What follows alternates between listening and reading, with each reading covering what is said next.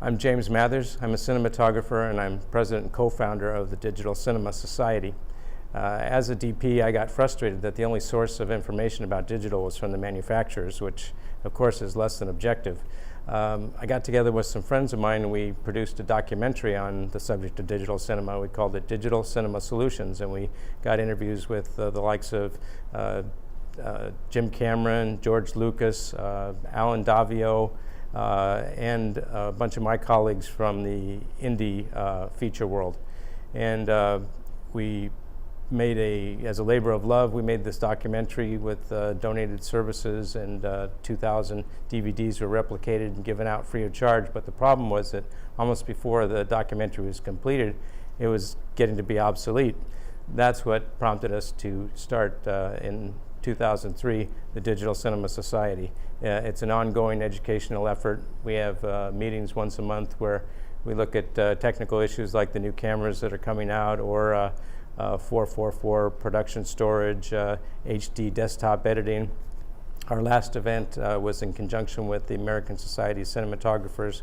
We did a day-long lighting workshop with DPs like Alan Davio and Michael Goy, Michael Negrin, and Bob Primes. And this is currently being edited, and we hope to distribute it as an educational DVD with the ASC.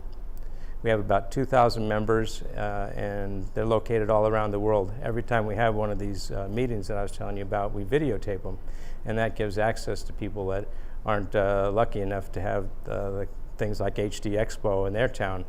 They can check in on the internet if they miss a meeting, or if they don't have access to the kind of information that we have here, they can still keep up with what's happening in the world of digital cinema. But I should say also that we don't promote digital or any one format over the other.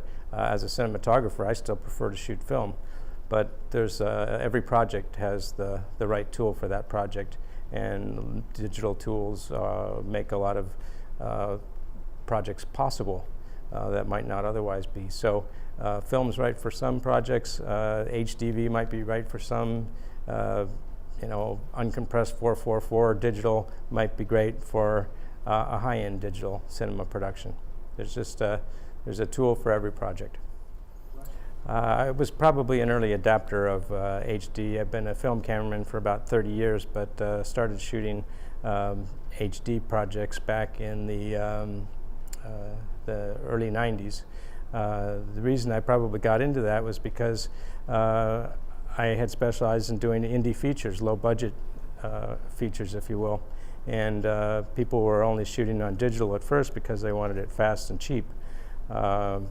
It's getting better now, and sometimes the quality is getting close to rivaling film. It's not there yet, but it is getting better all the time.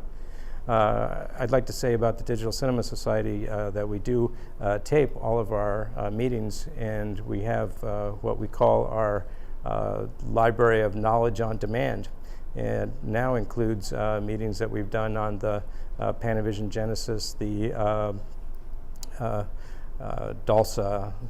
We're doing one coming up on the Red camera next week. We've done meetings on all the HDV cameras. We've done the XDCam HD from Sony, the HDX 900 from Panasonic. It's a place that you can go and see presentations on all these cameras in one place.